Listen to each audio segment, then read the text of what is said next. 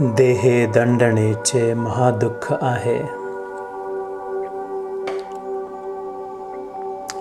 डोळे बंद करून शांत मन होत असेल,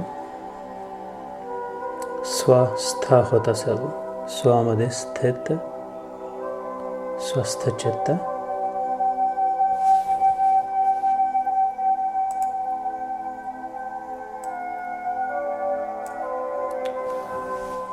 स्वस्थ चित्त मनाने मनाशी संवाद करावा. देहे दंडनेचे महादुःख आहे, महादुःख ते नाम घेता न राहे. अँटीडोट हवा काहीतरी. विष प्राशन झालं, साप चावला तर वैद्याकडे नेल्यावर अँटीडोट की ते उतरावं.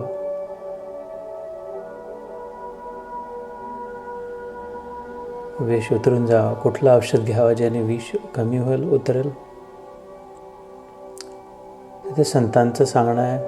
सर्वश्रुत सर्व धर्मांमध्ये Thou shall not take my name in vain, Jesus ख्राइस्टने म्हटलं.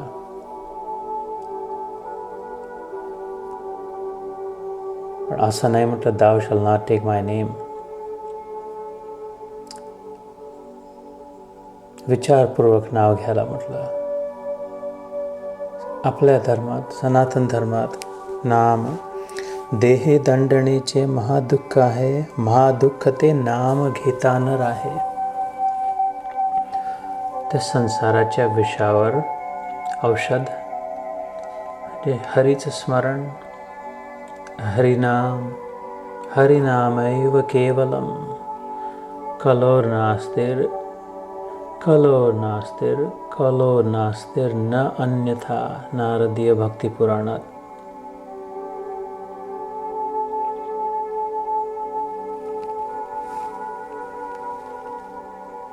सदाशिव चिंतितसे देव देवा, प्रभाते मनी राम चिंतित जावा. म्हणतात काशी क्षेत्रात मृत्यू ज्याचा होतो त्याला तात्काळ कैवल्य पद, कैलास प्राप्ती. कारण प्रत्यक्ष सांब सदाशिव कानात येऊन काहीतरी फुंकतात, कानात मंत्र म्हणतात. मृत्यूच्या वेळी पार्वतीने विचारलं, असं तुमच्याबद्दल म्हणतात, कोणता मंत्र म्हणतात तुम्ही कानात? हसून म्हटला शिवजींनी, अगं मी कोणाच्या कानात जाऊन कुठला मंत्र नाही म्हणत आणि मी अजून कोणता मंत्र म्हणणार? सहस्त्रनामतुल्यम राम नाम वरानने, बुध कौशिक ऋषी.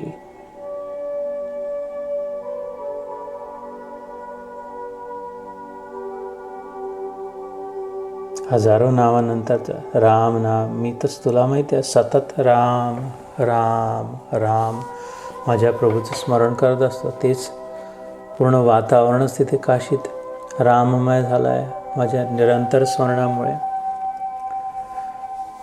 मृत्यूच्या समय ऐकण्याची शक्ती सगळ्यात शेवटी जाते, सगळ्यात शेवटपर्यंत असते आणि ते आत्म्याला ऐकवतो आवाज परमात्म्याचा. म्हणून आपण प्रभाते मनी राम चिंतित जावा. सदाशिव चिंतित असे देव देवा, देवांचा देव महादेव, त्याच्या देवाचं स्मरण करत राहतं. राम यस्य ईश्वरः तस्य रामेश्वर. ज्याचा देव राम, शंकरांनी व्याख्या केली, तो रामेश्वर. ईश्वराचा देव, शिव शंभोला ईश्वर म्हणतो, त्याचा देव जो तो राम. म्हणून इथे पहाटेच्या वेळी, सकाळी, तिकडे संध्याकाळी स्मरण करू, नाव घेऊ. योगेशम सच्चिदानंदम वासुदेवम व्रजप्रियम धर्म संस्थापकम वीरम कृष्णम वंदे जगद्गुरु. प्रभू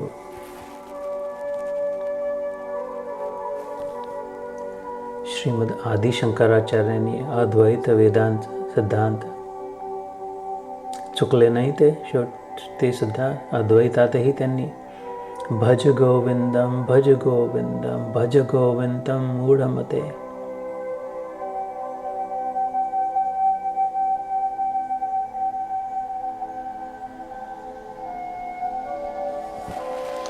चित्तस्य शुद्धये कर्म न तु वस्तू उपलब्धये. त्याच शंकराचार्यांनी सिद्धांत सांगितला आहे. जे कर्म करायचे आहे, क्रियाकलाप, हे राहिलं आहे, ते राहिलं आहे, यांना बोलवायचं आहे, त्यांना बोलवायचं आहे,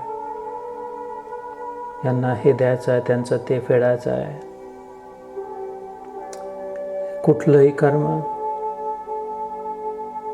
एकच प्रयोजन, चित्तस्य शुद्धये कर्म न तु अँड नॉट फॉर वस्तू उपलब्धये. कुठली तरी वस्तू प्राप्त व्हावी, आध्यात्मिक वस्तू असो किंवा सांसारिक वस्तू असो. वस्तू प्राप्त कर्माने नाही. कर्माने जी सांसारिक वस्तू प्राप्त झाली ती टिकली नाही ना.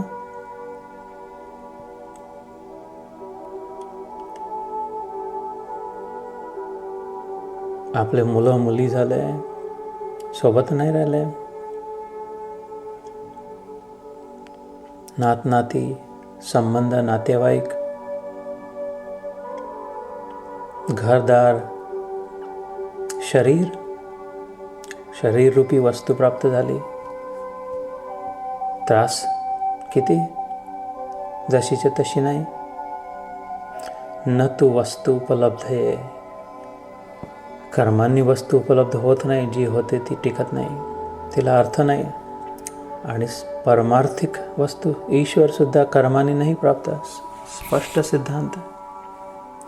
हे करू ते करू, मग अशाने देव प्रसन्न होईल. मग हे केल्याने, नवस बोलल्याने, अनुष्ठान केल्याने, तीर्थयात्रेने, दानधर्माने, हे कर्म क्रियाकलाप म्हणजे मग देव मिळेल.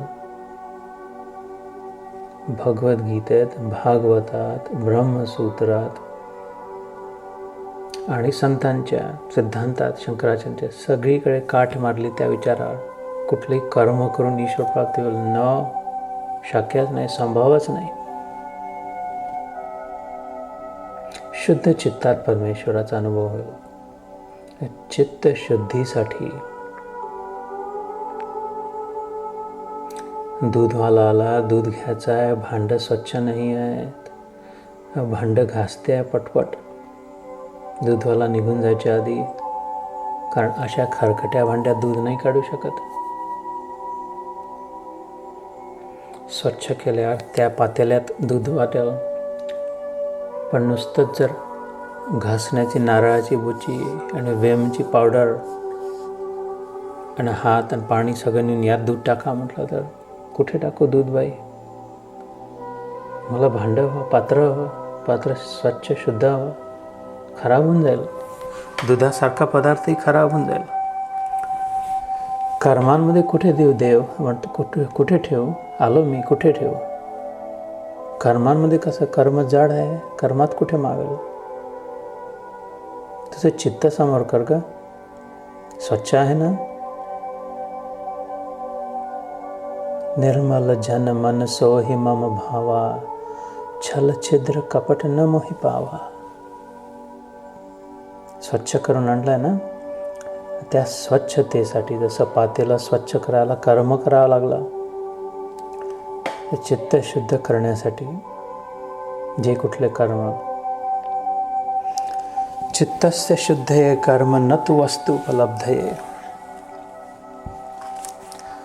ज्ञानेश्वर माऊली म्हणतात, ज्ञानेश्वरीची आता 8-10 दिवसापूर्वी जयंती होऊन गेली. जप तप कर्म क्रिया नेम धर्म सर्वाघटी राम भाव शुद्ध. किती जप केले, किती तप कर्म क्रिया नेम नियम, हे सगळे कशासाठी? शेवटी भाव शुद्ध. भाव शुद्ध झाल्यावर काय? सर्वांघटी राम. जप तप कर्म क्रिया नेम धर्म सर्वघटी राम भाव शुद्ध. यो मां पश्यति सर्वत्र सर्वं च मयि पश्यति तस्य अहम न प्रणश्यामी सच मे न प्रणश्यती. श्रीकृष्ण म्हणतात 6व्या अध्यायात. ईश्वर अंश जीव अविनाशी. श्रीराम म्हणतो रामचरितमानसमध्ये. चेतन अमल सहज सुखराशी. ज्ञानेश्वर महाराज म्हणतात न सोडी रे भावा. भाव आपला मनातला शुद्ध भाव. टाकी रे संदेहो राम कृष्णी टाहो नित्य फोडी. विष्णूचे अंशावतार, ज्ञानाचे उगमस्थान ज्ञानेश्वर महाराज म्हणतात. न सोडी रे भावो टाकी रे संदेहो असंशयम समग्रम माम यथा ज्ञाससी तत्शृणु. आपण ऐकलं भगवद्गीतेत काही सत्रांपूर्वी.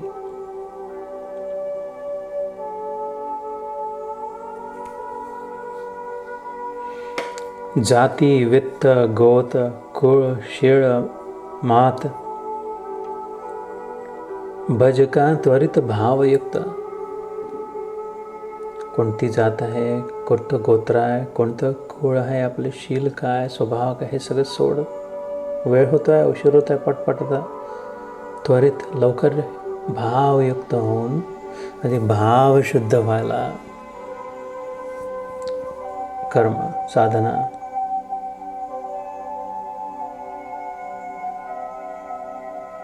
भाव संशुद्धिर्युक्त तपो मानस उच्यते. 18व्या अध्यायात मोक्ष संन्यास युगात श्रीकृष्ण म्हणतो मन प्रसाद संयम सम्यत्म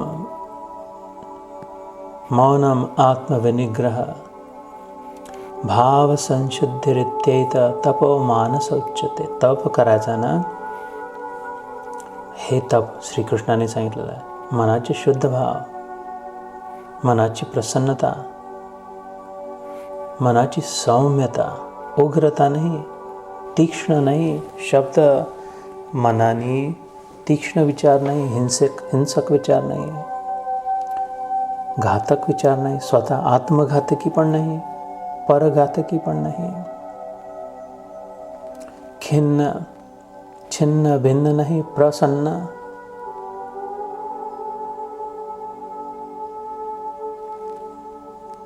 वट वट सावित्री नाही, मौनम. मन प्रसाद सौम्यत्व मौनम आत्मविनिग्रह. चभर चभर नाही, चांबा चौकशा नाही, आत्मविनिग्रह, निग्रहित चित्त. यानी काय होईल, प्रसन्न मन जर ठेवू शकलो, सौम्यता जर धारण केली, मौनचा आधार घेतला, नियंत्रित जीवन जगलं, या 4 मधून काय निर्माण होईल, भाव संशुद्धी, शुद्ध भाव.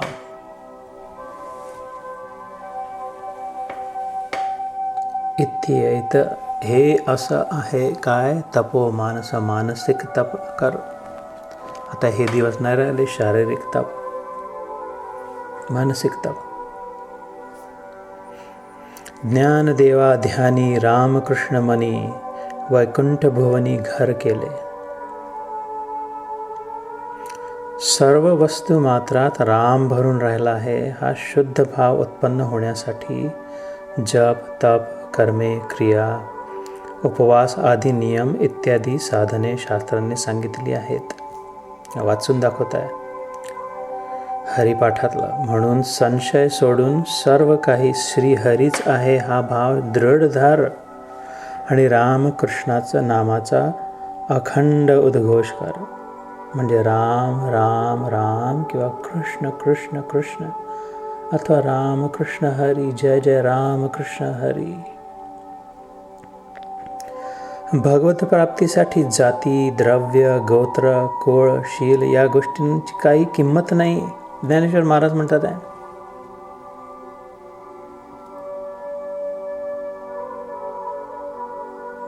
आवश्यकता आहे ती भावयुक्त भजनाची. म्हणून ते करण्यास तात्काळ सुरुवात कर. भजन म्हणजे टाहूपूर्ण गाणं म्हणणं नाही, बुद्धीनी यजन करणं.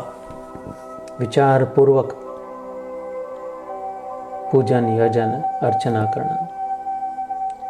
प्रमुख आहे मनात, बुद्धीत त्याचा विचार असणं. गौण आहे. केलं नाही केलं तरी चालेल, पडलं तुटलं सुटलं धड नाही झालं तरी चालेल. काय? वाहणं, ओवाळणं, क्रियाकला कर्मेंद्रिय गौण आहेत. ज्ञानेंद्रिय प्रमुख आहेत. बुद्धीने पूजन अत्यंत महत्त्वाचं.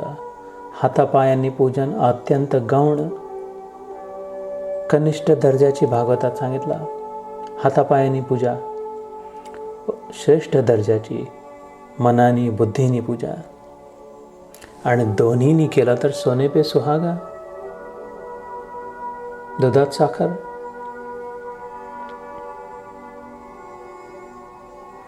म्हणून ते करण्यास तात्काळ सुरुवात कर. श्री ज्ञानदेव महाराज म्हणतात, माझ्या ध्यानी मनी रामकृष्णच आहे, म्हणूनच माझे नित्य वास्तव्य वैकुंठ भुवनातच आहे.